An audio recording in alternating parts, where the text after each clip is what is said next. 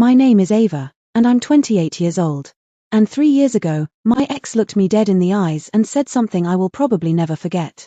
It happened at a rooftop bar in Chicago. Music blasting, city lights everywhere, people laughing like it was the best night of their lives. At first, it actually was a pretty good night. Until someone at the table asked me a simple question. So Ava, how's your little business idea going? Before I could even open my mouth to answer, my ex let out this loud laugh. Not a polite laugh. Not a friendly laugh. No, the kind of laugh someone makes when they think something is completely ridiculous. He leaned back in his chair, took a sip of his drink, and said, "Let's be real for a second, she's never gonna succeed without me." The whole table went quiet for like half a second. Then suddenly people started laughing. Someone said, "Damn bro." Another guy shook his head like it was the funniest thing he'd heard all night. And there I was, just sitting there holding my drink, trying not to let my face show how much that moment actually hurt. Because the truth is, this wasn't the first time he'd said something like that. For almost a year, every time I talked about building my own company, he'd treat it like it was some cute little fantasy. "Babe," he'd say, smirking, "you should probably focus on getting a real job." But that night he said it in front of everyone. And that hit different. He looked straight at me with this smug little grin and added, "Honestly, she'd be completely lost without me." More laughter around the table. I remember staring down at my glass, feeling my stomach twist. Not because I believed him, but because for a split second, I started wondering if maybe everyone else did. At that time, I was working 2 jobs just to pay rent. During the day, I worked at a marketing agency. At night, I was building a small online startup from my apartment. It wasn't big. It wasn't making real money yet. But it was something I believed in. Still, sitting there in that moment while everyone laughed at me made me feel about 2 inches tall. A few minutes later, my ex stood up to leave. He grabbed his jacket like he had somewhere better to be. Before walking away, he looked at me one last time and said something that would stick in my head for years. "Good luck surviving out there without me." Then he walked away. Just like that. Like he had already won. 2 weeks later, we broke up. And suddenly I was alone in my tiny apartment with a laptop, a half-finished business plan, and about 1,000,000 doubts running through my head. For a while, I honestly thought maybe he was right. Maybe I was chasing something impossible. Maybe I wasn't cut out for this. But what my ex didn't realize that night was that the moment he laughed at my dream was the exact moment I decided I was going to prove him wrong. And 3 years later, I got the chance to do something he never saw coming. I bought his company. I must have read that email at least 5 times. At first, I thought it had to be a coincidence. Same name, different company. Because there was no way life would circle back like that. But the more I read, the more real it got. Same industry, same branding, same founder name. Him. My ex. The same guy who once laughed in my face and told a table full of people that I'd never make it without him, was now trying to sell his company. And not just casually either. The email made it clear. They were struggling. Revenue dropping. Clients leaving. Looking for a buyer fast. I leaned back in my chair, staring at my screen, and I swear for a second, I didn't know whether to laugh or just sit there in silence. Because 3 years ago, I was the one barely holding things together. I was the one doubting myself. I was the one trying to survive. And now I was sitting in my office, running a company with a full team, steady income, and more opportunities than I could keep up with. Reading an email about buying his. Life really has a sense of humor. I almost closed the email. Honestly, part of me didn't even want to get involved. Too messy. Too personal. Too much history. But then, that night in the bar flashed through my head again. His laugh. His voice, "You'll never succeed without me." And something inside me shifted. Not anger. Not even revenge. Just clarity. I wasn't that girl anymore. I wasn't the one sitting there trying not to cry while people laughed at her dream. I had built something real. Something strong. Something he never believed I could. So instead of deleting the email, I clicked reply. Short. Simple. Professional. I'd be interested in reviewing more details. That's it. No tie-in. No history. Just business. Within a few hours, they sent over the full documents. Financials. client lists, debt, everything. And as I went through it all, one thing became very clear. His company wasn't just struggling. It was falling apart. Bad decisions. Poor management. Clients walking away. The same guy who once acted like he had everything figured out was now trying to get out before everything collapsed. And here's the crazy part.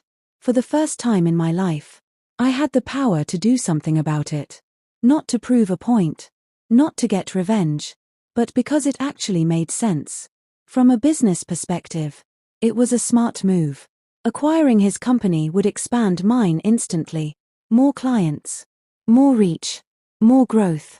But deep down, I knew this wasn't just business. Because if I went through with this, there was only one way this deal could happen. He would have to sit across from me, look me in the eyes, and realize exactly who he was dealing with.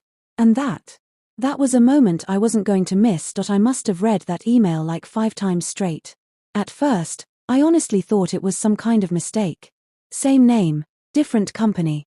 Because there was just no way life would come full circle like that.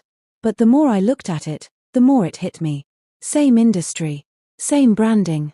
Same founder name. Yeah, it was him. My ex. The same guy who laughed in my face and told me I'd never make it without him. Was now trying to sell his company. And not in a we're doing great, just moving on kind of way either. No. This was a we're struggling, we need out type of situation. The email made that very clear. Revenue going down. Clients leaving. Urgent sale. I leaned back in my chair and just stared at my screen for a second. Because 3 years ago, I was the one barely holding things together.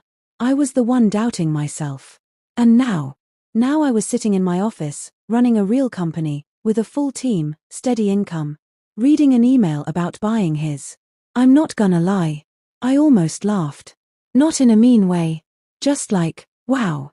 Life really does come back around. For a second, I thought about just closing the email and moving on. Because honestly, it felt messy. Too personal. Too much history tied to it. But then, that moment in the bar hit me again. Clear as day. His voice. His laugh. You'll never succeed without me. And something inside me just clicked. Not anger. Not even revenge. Just confidence. Because I wasn't that girl anymore. I wasn't the one sitting there getting laughed at. I had built something real. Something strong.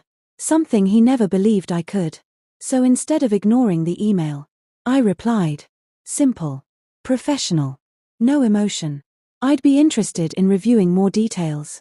That was it. A few hours later, they sent everything over. Full financial reports. Client lists. Contracts. Debt records. All of it. And the more I went through it, the clearer it became. His company wasn't just struggling. It was falling apart. Bad decisions. Poor management. Clients walking away one by one. The same guy who used to act like he knew everything. Couldn't even hold his own business together. And here's the crazy part. For the first time, I was in a position of power. Not just emotionally, but financially. From a business point of view, the deal actually made sense. If I bought his company, it would expand mine overnight. More clients. More reach. More growth. But deep down, I knew this wasn't just business. Because if I went through with this deal, there was only one way it could end. Sooner or later, he would have to sit across from me, look me in the eyes, and realize exactly who just bought his company. And honestly, that was a moment I was ready for. The negotiations took about 2 weeks. Back and forth emails. Lawyers going over every little detail. Numbers changing. Terms getting adjusted. And through all of it, everything stayed completely anonymous. He had no idea it was me. Not even close. To him, I was just another buyer trying to pick up his struggling company. And honestly, that made the whole thing even more surreal. Because I got to see everything clearly. No emotions. No history. Just facts. And the facts were rough. His company wasn't just having a bad month. It was falling apart. Clients leaving. Revenue dropping. Internal issues everywhere. The same guy who once acted like he had everything figured out couldn't even hold his own business together. After going through everything with my team, we made a final offer. Clean. Professional. Strong enough to close the deal, but smart enough to make sense for us. Then we waited. One day passed. Then another. And then finally, we got the email. Offer accepted. Just like that. 3 years after he laughed at me in that bar. I had just bought his company. But the real moment, the one I had been thinking about without even realizing it, happened a few days later, because part of the agreement required an in-person meeting. Final signatures. Transition discussion. All that formal stuff. Which meant he was going to find out. I walked into that office building early that morning, calm, collected, like it was any other business meeting. No drama. No emotions on my face. Just business. When I stepped into the conference room, he was already there. Sitting at the table with his lawyer. Scrolling on his phone. Completely relaxed. Completely unaware. For a second, I just stood there quietly, looking at him. 3 years ago, I was the girl sitting across from him, being laughed at. Now, everything had changed. I took a step forward. He looked up. And the second our eyes met, his entire expression froze. Confusion first. Then shock. Then something I'll never forget, realization. He straightened up in his chair, staring at me like his brain was trying to catch up with what he was seeing. Ava, he said slowly. I gave him a small, calm smile and took my seat across from him. Yeah, I said. Hey. The room went quiet. Even his lawyer looked confused, glancing between us. He shook his head slightly, like he couldn't believe it. You're the buyer? I didn't rush. Didn't smirk. Didn't try to prove anything. I just looked him in the eyes and said calmly, yeah, I am. For a few seconds, he didn't say anything. No jokes. No confidence. No arrogance. Just silence. The same guy who once laughed at me in front of a crowd. Couldn't even find words now. The meeting continued after that. Papers got signed. Details got discussed. Everything went exactly the way it was supposed to. But the energy in that room? Completely different. Because now he knew. And there was nothing he could do about it. When everything was done, I stood up, gathered my things, and got ready to leave. He looked like he wanted to say something. Maybe an apology. Maybe an excuse. I don't know. But he didn't. And honestly, he didn't need to. Because as I walked out of that room, one thing was crystal clear. I didn't need to prove anything to him anymore. I already had. The girl he once said would never succeed without him, was now the one who owned everything he built. And that was the real ending.